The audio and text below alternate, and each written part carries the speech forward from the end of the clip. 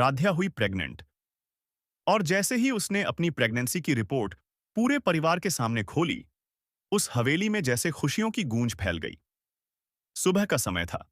आंगन में दादी पूजा करके बैठी थीं। प्रथम अखबार पढ़ रहा था। रजनी रसोई से चाय लेकर आ रही थी और निहारिका दूर खड़ी सब पर नजर रखे हुए थी। तभी राध्या कांपते हाथों में रिपोर्ट ली वहां आई। उसके चेहरे पर हल्की सी मुस्कान थी, लेकिन आंखों में घबराहट भी साफ दिखाई दे रही थी। वह धीरे से बोली, दादी, मुझे आप सबसे एक जरूरी बात कहनी है। सबकी नजरें उसकी तरफ उठ गईं। प्रथम तुरंत उठकर उसके पास आ गया। क्या हुआ राध्या, सब ठीक तो है ना? राध्या ने रिपोर्ट दादी के हाथ में रख दी। दादी ने चश्मा लगाया और जैसे ही रिपोर्ट पड़ी, उनकी आंखें हैरानी से फैल गईं। फिर अगले ही पल उनकी आंखों में आंसू आ गए। ये खुशी के आंसू थे। अरे, ये तो बहुत बड़ी खुशखबरी है। दादी की आवाज कांप रही थी। राध्या, तू मां बनने वाली है। राध्या ने झुककर दादी के पैर छुए। जी दादी, मैं और प्रथम, हमारे घर में एक नन्हा मेहमान आने वाला है। इतना सुनते ही दादी खुशी से भर उठी। उन्होंने सबके सामने राध्या का चेहरा दोनों हाथों से पकड़ लिया और निहारिका की आंखों के सामने ही कहा, आज से राध्या ही इस घर की असली छोटी बहू है। यही हमारे खानदान का वारिस लाएगी। पूरा माहौल तालियों और खुशी से गूंज उठा। रजनी ने तुरंत जाकर राध्या को गले लगा लिया। बहुत बहुत बधाई हो राध्या। आज तो सच में घर में त्योहार जैसा माहौल है। प्रथम की आंखें भी नम हो गईं। वह राध्या के कंधे पर हाथ रखकर बोला, राध्या, आज मैं बहुत खुश हूं। जब से हमारी शादी हुई थी, मैंने दादी के चेहरे पर ऐसी मुस्कान कभी नहीं देखी थी। आज तुम्हारी वजह से ये घर फिर से हंस पड़ा है।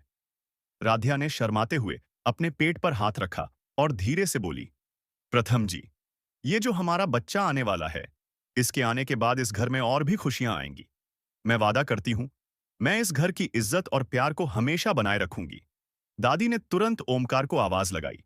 ओमकार बेटा, जा, बाजार से सबसे बढ़िया मिठाई लेकर आ। आज पूरे मोहल्ले में मिठाई बंटेगी। हमारी राध्या मां बनने वाली है। ओमकार खुशी से झूमता हुआ बाहर निकल गया। दादी बार बार भगवान का शुक्रिया अदा कर रही थीं। मैंने राध्या को कितना गलत समझा था, उसे इस घर से निकालने तक की सोच ली थी। लेकिन आज उसी ने मेरी झोली खुशियों से भर दी। लेकिन इस पूरे माहौल में एक चेहरा था जो खुशी से कोसों दूर था। निहारिका। उसकी आंखों में जलन साफ दिखाई दे रही थी। वह गुस्से से दादी के पास आई और बोली, दादी, आप इतना खुश कैसे हो सकती हैं? आपने मुझसे वादा किया था कि मेरी शादी प्रथम से कराएंगी। फिर ये सब क्या है? दादी का चेहरा एक पल को सख्त हो गया। उन्होंने शांत लेकिन दृढ़ आवाज में कहा, निहारिका, सच्चाई को स्वीकार करना सीखो। राध्या ही प्रथम की पत्नी है।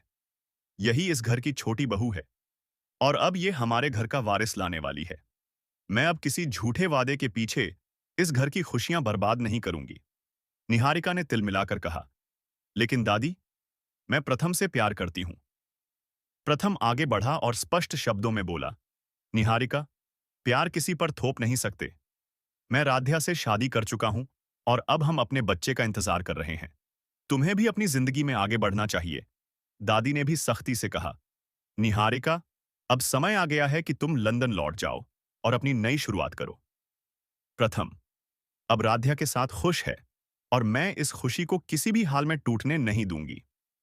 निहारिका की आंखों में आंसू आ गए, लेकिन इस बार दादी के फैसले में कोई डगमगाहट नहीं थी।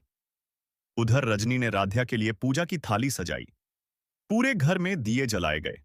दादी ने खुद अपने हाथों से राध्या को मिठाई खिलाई और कहा, आज से तू सिर्फ मेरी बहू नहीं, मेरी बेटी है। राध्या भावुक हो गई। दादी, आपका ये प्यार ही मेरे लिए सबसे बड़ी ताकत है। थोड़ी ही देर में ओमकार मिठाइयों के डिब्बे लेकर लौट आया। मोहल्ले में खबर फैल गई कि हवेली में वारिस आने वाला है। लोग बधाई देने आने लगे। ढोलक बजने लगी, औरतें मंगल गीत गाने लगीं। दादी ने सबके सामने ऐलान किया, आज का दिन हमारे परिवार के लिए सबसे बड़ा दिन है। राध्या ने हमारे घर की खुशियां लौटा दी हैं। प्रथम ने राध्या का हाथ थाम लिया। दोनों की आंखों में आने वाले कल के सपने चमक रहे थे और निहारिका चुपचाप खड़ी सब देख रही थी। उसे समझ आ चुका था कि अब इस घर में उसकी जगह नहीं रही। लेकिन उसके मन में उठता तूफान क्या सच में शांत हो जाएगा, या आने वाले दिनों में कोई नया मोड़ इस परिवार की खुशियों की परीक्षा लेगा? यह वक्त ही बताएगा। निहारिका उस दिन चुप जरूर हो गई थी, लेकिन उसके मन के अंदर तूफान थमने का नाम नहीं ले रहा था। दादी के शब्द उसके कानों में बार बार गूंज रहे थे। राध्या ही इस घर की छोटी बहू है, और वही इस घर का वारिस लाएगी। उस रात हवेली में जश्न का माहौल था। आंगन में रोशनी जगमगा रही थी। पड़ोस की औरतें ढोलक पर गीत गा रही थीं। रजनी ने राध्या के लिए हलवा बनाया। दादी बार बार सबको मिठाई खिला रही थीं और हर किसी से कह रही थीं, मेरी राध्या ने मेरे घर को फिर से खुशियों से भर दिया। प्रथम हर पल राध्या के पास ही था। वह उसे ज्यादा चलने नहीं दे रहा था। अब से तुम्हें अपना खास ख्याल रखना होगा, वह प्यार से बोला। डॉक्टर ने कहा है ना कि शुरू के महीने बहुत संभाल कर रहने होते हैं। राध्या मुस्कुराई। आप इतना ध्यान रख रहे हैं तो मुझे किसी बात की चिंता नहीं है। लेकिन उसी वक्त सीढ़ियों के पास खड़ी निहारिका सब कुछ देख रही थी। उसकी आंखों में जलन और गुस्सा साफ दिखाई दे रहा था। उसने मन ही मन ठान लिया, मैं इतनी आसानी से हार नहीं मानूंगी। अगले दिन सुबह दादी ने घर में एक छोटी पूजा रखवाई। पंडित जी आए। पूरे घर में मंत्रों की आवाज गूंजने लगी। दादी ने राध्या को अपने पास बिठाया और उसके सिर पर हाथ फेरते हुए बोली, अब ये सिर्फ मेरी बहू नहीं, मेरे वंश की आशा है। पूजा खत्म होते ही दादी ने एक और बड़ा फैसला सुनाया। आज से घर के सारे फैसलों में राध्या की भी राय ली जाएगी। आखिर ये हमारे घर की आने वाली पीढ़ी की मां है। ये सुनकर रजनी खुश हो गई, लेकिन निहारिका का चेहरा और उतर गया।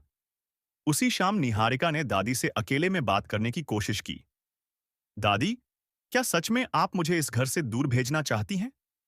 दादी ने शांत स्वर में कहा, बेटी, मैं तुम्हारा बुरा नहीं चाहती, लेकिन जहां तुम्हें हर पल दर्द मिले, वहां रहना ठीक नहीं। अपनी नई जिंदगी शुरू करो। निहारिका ने धीरे से कहा, अगर मैं चली गई तो क्या सच में सब ठीक हो जाएगा? दादी ने जवाब दिया, कभी कभी दूर जाना ही सही फैसला होता है। लेकिन निहारिका के मन में कुछ और ही चल रहा था। उधर राध्या अपनी नई जिम्मेदारी को समझते हुए घर के कामों से थोड़ा दूर रहने लगी। प्रथम उसे सुबह टहलने ले जाता, उसके लिए फल लाता और हर वक्त उसका ध्यान रखता। दोनों के बीच का रिश्ता अब और भी गहरा हो गया था। एक दिन डॉक्टर के पास चेकअप के लिए जाते समय राध्या को हल्का सा चक्कर आ गया। प्रथम घबरा गया। राध्या, तुम ठीक हो ना? डॉक्टर ने जांच के बाद कहा, चिंता की बात नहीं है, लेकिन इन्हें बिल्कुल तनाव नहीं लेना चाहिए। तनाव शब्द सुनते ही प्रथम को निहारिका की याद आई। वह समझ गया कि अगर घर में कोई भी झगड़ा हुआ तो उसका असर राध्या और बच्चे पर पड़ सकता है। घर लौटकर प्रथम ने सबको साफ साफ कहा, अब इस घर में कोई भी ऐसी बात नहीं होगी जिससे राध्या को तकलीफ हो। उसकी सेहत सबसे पहले है। दादी ने भी हामी भरी। लेकिन उसी रात निहारिका ने अपना सामान पैक करना शुरू कर दिया। सबको लगा कि वह सच में लंदन लौट रही है। दादी ने सोचा शायद अब सब ठीक हो जाएगा। अगली सुबह जब निहारिका एयरपोर्ट जाने के लिए तैयार हुई, उसने एक बार पीछे मुड़कर हवेली को देखा। उसकी आंखों में आंसू थे, लेकिन होठों पर हल्की सी रहस्यमयी मुस्कान। राध्या, तुम्हें लगता है तुम जीत गई, उसने मन ही मन कहा। अभी कहानी खत्म नहीं हुई है। उधर घर में सबको लगा कि अब शांति लौट आएगी। दादी रोज राध्या के लिए नई नई चीजें बनवाती, उसकी पसंद का खाना बनता और पूरे घर में आने वाले बच्चे के नाम पर चर्चा होने लगी। प्रथम ने एक दिन राध्या से कहा, अगर बेटा हुआ तो नाम क्या रखेंगे?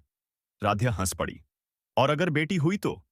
प्रथम ने मुस्कुराकर कहा, तो वो मेरी राजकुमारी होगी। दादी ने दूर से सुन लिया और बोली, बेटा हो या बेटी, मेरे लिए तो दोनों बराबर हैं। बस स्वस्थ हो और इस घर में खुशियां लाए। समय धीरे धीरे बीतने लगा। राध्या का ध्यान रखा जा रहा था, लेकिन कहीं ना कहीं सबके दिल में एक डर भी था। क्या निहारिका सच में चली गई है, या कोई नया मोड़ आने वाला है? कुछ दिनों बाद एक अनजान नंबर से हवेली में फोन आया। फोन उठाते ही दादी का चेहरा बदल गया। उनकी आंखों में चिंता झलकने लगी। क्या निहारिका ने कोई नया कदम उठाया है? क्या राध्या की खुशियों पर फिर से कोई साया मंडराने वाला है? या फिर सच में अब इस घर में सिर्फ खुशियों का ही राज रहेगा? कहानी अभी बाकी है।